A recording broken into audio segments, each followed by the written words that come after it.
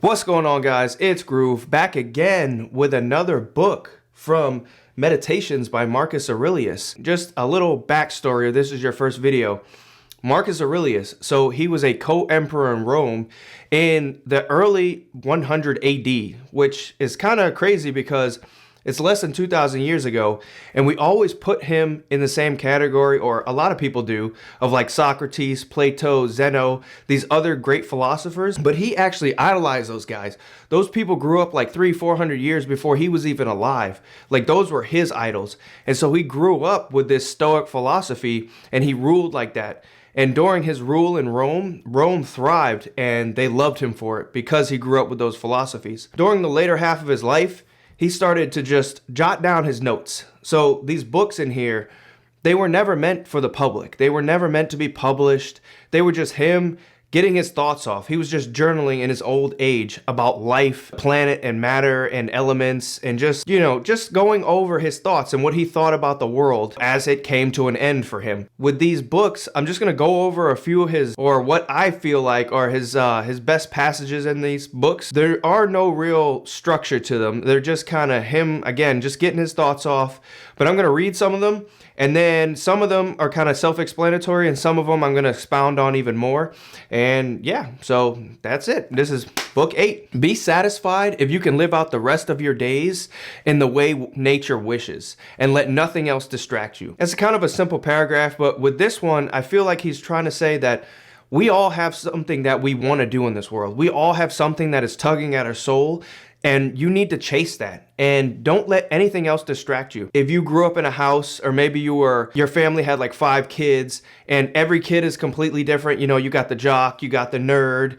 Everybody, even though you guys grew up with the same parents, the same values, you guys grew up differently, or you guys want differently. We all have something that is pulling at our soul to go do what we want to do in this world. Don't deny that. Don't suppress that. You should go chase that. And again, like he said, if you do this as nature wishes, then you will live a good life. Ask yourself about every action. How does this sit with me? Shall I regret it? Now, this is kind of simple, but it's big at the same time. So many people don't talk to themselves. Now, maybe you might not want to do this in public, but at the end of the day, talk to yourself. Have a conversation with yourself.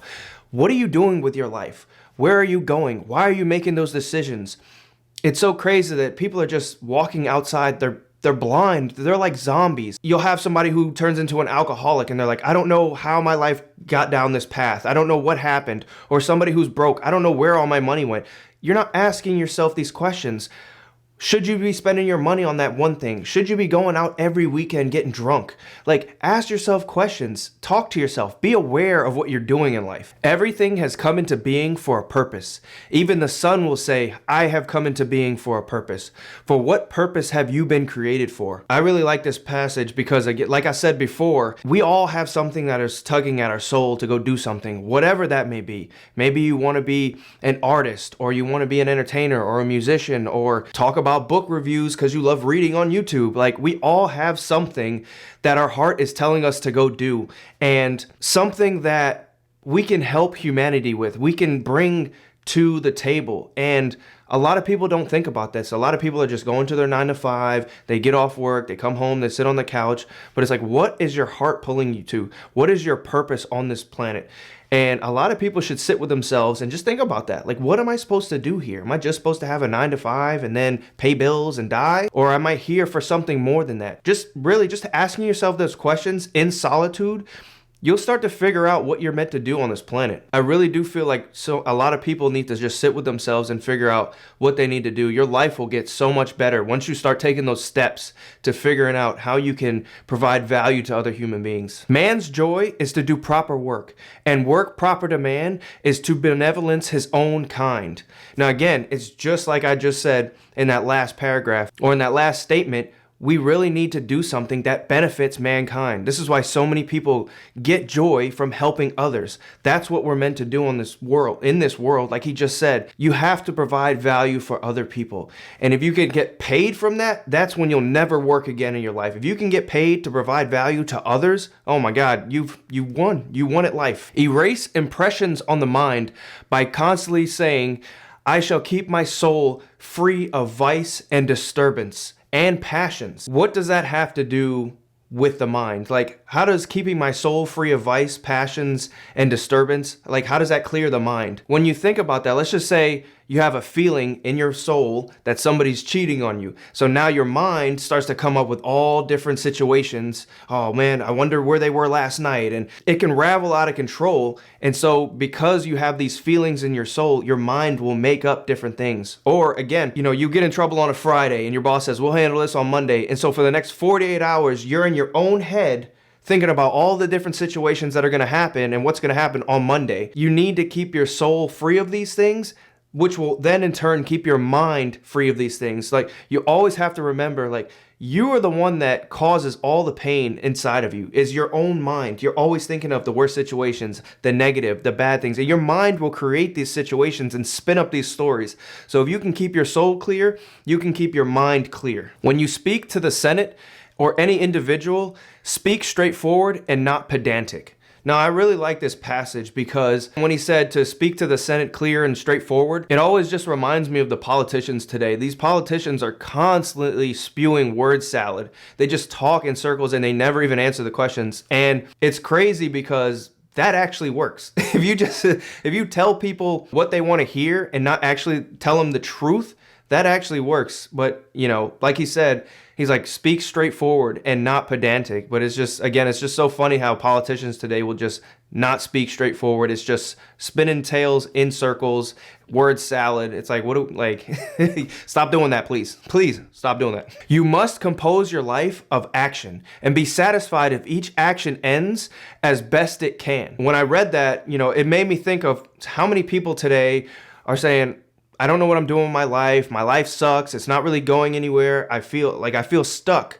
You need to take action. That's the only way you're going to get anywhere in life. You need to take action. The more action you take, the better you become, the luckier you get, the more opportunities that will come your way. If you take action, just make sure you're doing it the best you can. Even if it doesn't work out, you did it. You tried. And then if that doesn't work out, go take more action. Do something else. Try something else. That's what your entire life is built off of.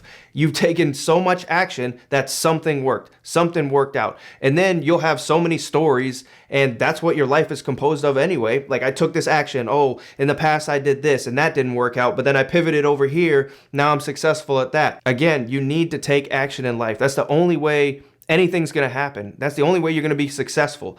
You need to take action. And if it doesn't work out, oh well, we tried. Let's do something else now. Remind yourself, it is neither the future nor the past that weighs on you, but always the present. I really like this passage. It's super short, but so many people are just always living in the past, or they're always thinking about the future.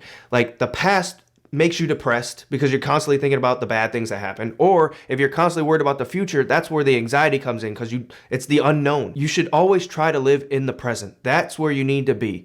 And this takes practice, because again, our mind always wants to take us to the past or to the future, but you always need to remain present. Once you can do this and you can stop worrying, your life just becomes so much better. Like, if you have a problem, it's like, hey, can we solve something now? Can we deal with it now? Oh, well, it happened a couple days ago. Why are we worried about it then? Or if there's something that's going to come in the future, can we do something to, try to prevent this problem in the future? No? Then stop worrying about it. If you can't fix it now, don't worry about it. We'll get to it when we get to it. And then again, when we get to the problem, it will be the future and we can fix it. But until then, if you stop worrying about the past, you stop worrying about the future, and just live in the now, live in the present. Again, this takes work because you really have to focus to think about this stuff. Your life will just get that much better. Is it a problem now? No? Then what are we worrying about? The mind cannot be touched by fire, steel, or tyranny once it has become a perfectly round in solitude. People do not understand.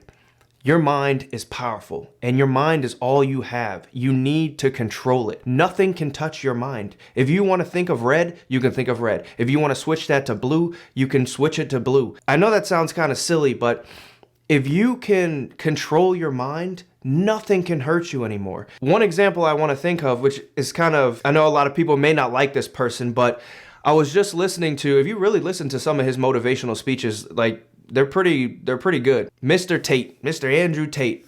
I was listening to one of his motivational speeches, and he talked about when he was in jail. He didn't know when he was going to get out of jail, which would drive a lot of people crazy. If we get thrown into a box and we don't know when we're coming out, a lot of people's minds would start racing and start going crazy. I need to get out of here. But in his mind, he said, I can't get out of here until I've done 10,000 push-ups. So every day he would wake up, instead of sitting there saying, am I getting out today? Am I getting out today?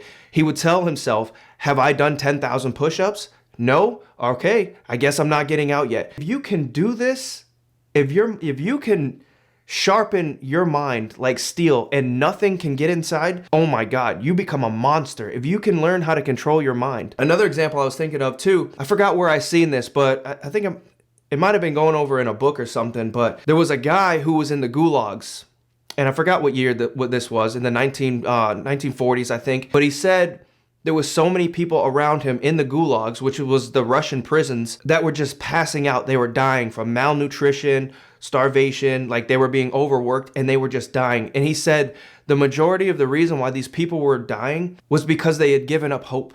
He said, I was doing the same work, I was eating the same food, but in his mind, he needed to survive because his family was waiting on him on the outside. Again, if you can just harness the power of your mind, if you can learn how to control your mind and not let anybody stop you, not let your mind stop you, oh my, you become like a superhero. But it takes work. But if you can learn to control your mind, you become powerful. Nobody can stop you. Nobody, in whatever you're doing in life. If you want to go after something, everybody's telling you no, you shouldn't do it. If you believe in your mind you can do it, you can do it. If you're in a hardship and you want to make it through, you can make it through if you believe, because nobody else can get in your mind. You control that. If your distress has some external cause, it is not the thing itself that distresses you, but your own judgment of it. I really like this passage because there's another example I'd seen somewhere else, and we all look at things differently. We all judge everything differently. Imagine if you're hiking through the woods and you come up on a stream. One person may just hop completely over it. Another person may sit there and see the stream and say, oh man, I'm gonna get my boots wet. Another one will sit there and say, I didn't think this was gonna be on the hike. I'm turning back. I'm not dealing with this.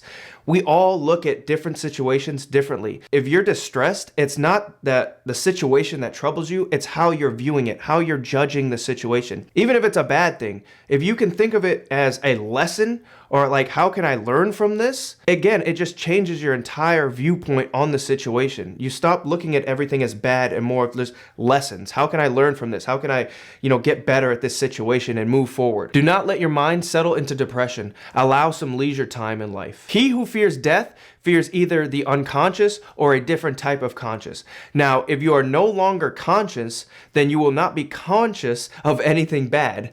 And if you are another consciousness, then life just goes into another being and life continues. Whew, say that 3 times. Now, he really believes that we were put here for a purpose.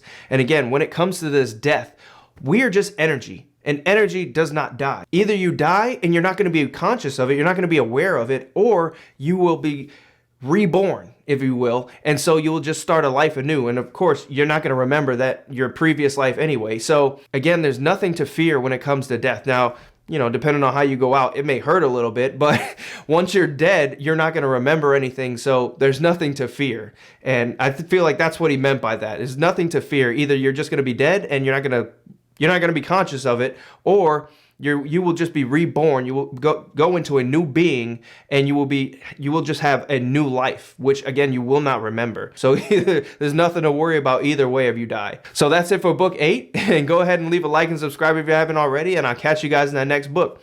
Peace.